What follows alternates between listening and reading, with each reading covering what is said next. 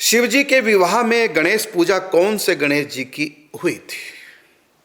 तो इसका उत्तर है गणेश जी अनादि देव है। रामायण में लिखा भी है कि देव अनादि जी जान, देव अनादि, ये पंचदेव अनादि, अर्थात जब सृष्टि नहीं थी तब भी ये पांचों देव थे, जब सृष्टि नहीं थी तब भी शंकर जी थे, जब सृष्टि नहीं थी तब भी विष्णु थे, गणेश जी थे, दुर्गा जी थी, क्योंकि ये मायावी नहीं है, माया के नहीं हैं, इनके शरीर हमारी तरह पंच तत्व के नहीं हैं, ये परमात्मा हैं, ये काल और माया के उस पार के हैं, त्रिगुणातीत हैं।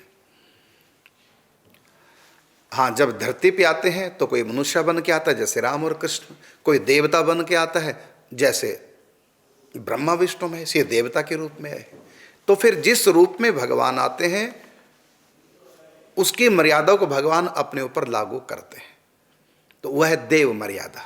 और नर रूप में जब भगवान आता है तो वहाँ नर की मर्यादा, रामकृष्ण नर के रूप में आए। और जब भगवान मछली के रूप में है तो फिर मछली की मर्यादा, जल में रहे, ये थोड़ी रोड पे चलते थे मछली के रूप में। नरसिंह के रूप में आए, अब ये थोड़ी वहाँ पर जय लड्डू खाएंगे, तो वहाँ तो देखो तो चीर दिया उन्होंने, सिंह के रूप में आए।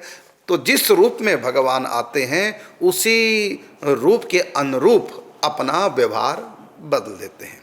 तो ये देव के रूप में भी है, ब्रह्मा विष्णु महेश ये हैं तो परमात्मा, लेकिन जब सृष्टि में आए हैं 5 कर्म करने के लिए पंचदेव बने हैं, इसलिए इनके ऊपर देवताओं के रूल भी लागू होते हैं और ये भगवान भी हैं। जैसे राम और कृष्ण के ऊपर मनुष्य के रूल भी लागू होते हैं और भगवान तो है ही है, तो ये देव भी है। तो इनमें कुछ बातें देवताओं की हैं और कुछ बातें भगवान की हैं। शंकर जी में कुछ बातें देवताओं की हैं, जैसे देवताओं को पूजन करने से कल्याण नहीं होता, ऐसे यदि कोई शंकर जी को देवता मान के पूजन करेगा उसका भी कल्याण नहीं।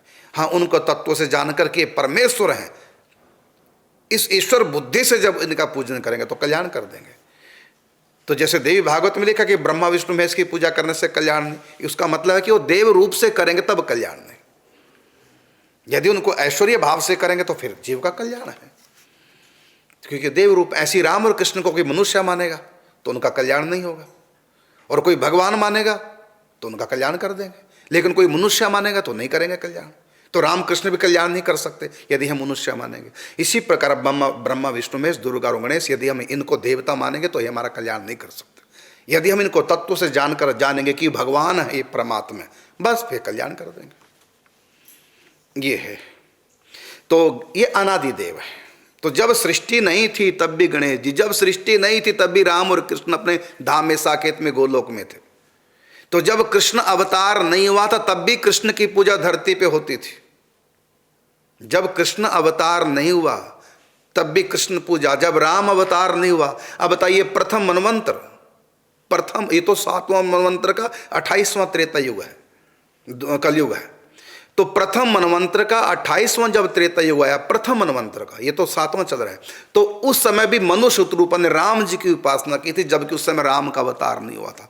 राम का अवतार तो उसके तब कब हुआ जब 72 चौकड़ी बीत गए, फिर दूसरा मनवंतर, उसकी 72 चौकड़ी बीती, फिर तीसरा मनवंतर, उसकी 72 चौकड़ी बीती, फिर चौथा मनवंतर। इस प्रकार 7वें मनवंतर के 28वें त्रेता युग में राम अवतार हुआ। और तभी ध्रुव भक्त भी हुए थे। ध्रुव भक्त इस सतयुग में नहीं हुए थे, ध्यान रखना, ध्रुव भक्त इस सतयुग में नहीं हुए थे।